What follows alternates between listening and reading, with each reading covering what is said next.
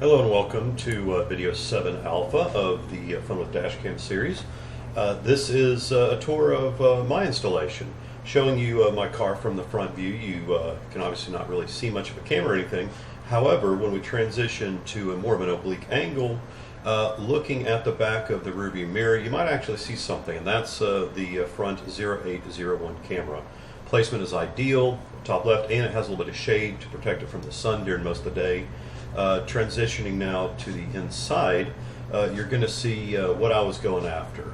An unobstructed view. The camera is not noticeable at all, at least from the driver's perspective, for certain legal and safety reasons.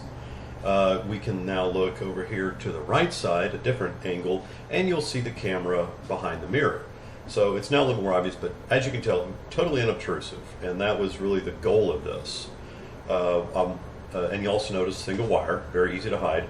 Looking towards the back, you'll see the rear-facing camera on the back hatch, and understand my car is a hatchback. It's a little bit more difficult to deal with this, and you'll see in a second in these next couple of clips. I had to route the cable to get power to it, and it kind of creates a little bit of a challenge, as you can see. I can't really take it through the soffit, through the grommet, so I had to kind of leave a little bit of a maintenance loop and loop it around, and I'm running it through the weather stripping. Looking at it from another angle, you'll see the overhang right about here, and that creates a little bit of a loop. So when I close the dash, that's the only way I could really do it without destroying the cable. Now, we were talking about power in the presentation, and this is my little breakout that I used. It's a little three-way, basic 12 volt. The power socket on the left in the middle of the dash is for the air pump. The one on the right is what's open, and that's what I'm using for common power. And here's another side. This is not ideal. I will eventually run everything through the soffits, and it's going to be hidden, so it's going to come from under the dash and be much less noticeable, not from the carpet. But this last clip kind of shows you what I was going after. The common USB cables with the USB to 12 volt power. Now we're going to give some samples of daytime driving. This is me sitting at a stoplight. As you can tell, the sun is shining almost right into the camera, but you notice it's handling it really well. In fact, I can still read the license plates of the car in front of me and kind of make out what's in the lanes to the left and the right.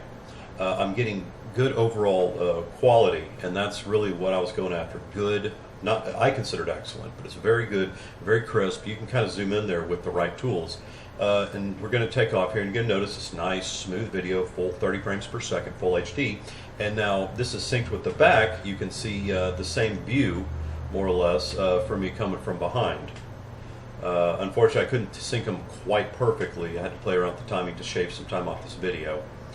But the point is, you can still see that we're getting nice, fluid, just like from the front, we're getting 1080p in the back. Again, one of the major design criteria I had.